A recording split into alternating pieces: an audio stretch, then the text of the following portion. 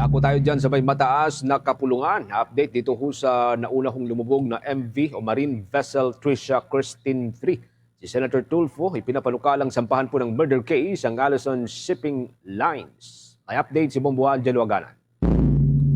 Bombo Genesis, ipinapanukalang ni Senador Raffy Tulfo na sampahan ng kasong murder ang Allison Shipping Lines kaugnay ng paglubog ng MV Tricia Christine 3 noong Enero 26 sa Basilan na ikinasawi ng 52 katao. Sa pagdinig ng Senado nitong Pebrero 12 na bunyag ng MV Antonia 2, umano ang dapat babiyahe mula sa Zamboanga patungong Hulo. Ngunit sandali itong pinalitan ng mas maliit at lumang Tricia Christine 3. Ayon naman sa mga survivor na nakausap ng senador, mas maayos ang kondisyon ng Antonia 2. Lumabas din sa testimonya na mas marami umanong kargang sasakyan ang sinakay sa naturang biyahe kumpara sa karaniwang kapasidad. Gayunman, sinabi ni Commodore Oliver Tanseco ng Philippine Coast Guard na batay sa inisyal na investigasyon, hindi overloading ang pangunahing sanhi ng paglubog dahil may bakanti pang slot sa barko. Hinala ng PCG, maaaring may tagas umano ang sasakyang pandagat kaya ito pinasok ng tubig at lumubog.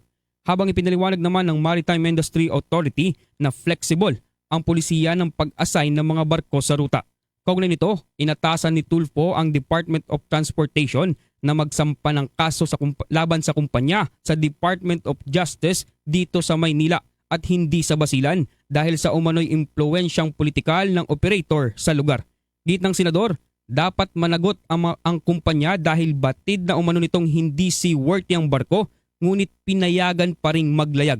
May tuturing itong kriminal na kapabayaan na nagresulta sa pagkamatay ng mga pasahero. Aniya, kung maaari sana ay murder case ang isampa upang tuluyan ng hindi makapag-operate ang shipping lines. Dagdag pa ni Tulfo, hindi lamang dapat nakasentro sa may-ari ng barko ang pagpapanagot. Dapat rin umanong magsampa ng kaso sa mga opisyal ng Coast Guard at Marina dahil sa kapabayaan nito sa kanilang mga trabaho. Kaugnay niyan, pakinggan natin ang mga naging pahayag ni Senator Raffy Tulfo. Marami, negligence, pero ang pinaka talaga, murder, kung kaya, pag-aralan pa ng DOTR at ang aking kung pwede. Pero yung talagang swak na swak ay yung reckless imprudence resulting to multiple homicide. And then dinagdag ng DOTR, graft and corruption daw. So dalawa na agad yun. Kung may murder, mas maganda, mas mataas, di maalis na yung resulting to multiple homicide, reckless imprudence resulting to multiple homicide, doon na tayo sa murder kasi mas mataas na case yun. Sa may-ari, tapos sa kapitan ng barko, sa crew ng barko na nag-survive, sa mga taga-Philippine Coast Guard naging pabaya, sa mga taga-Marina naging pabaya, lahat-lahat. Hindi lamang yung concentrate tayo doon sa may-ari, kundi maging sa government agencies na mayroong responsibility na siguraduhin na seaworthy yung barko bago ito pumanap.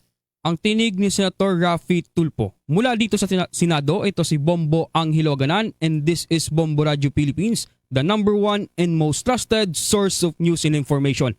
Basta Radio, Bombo!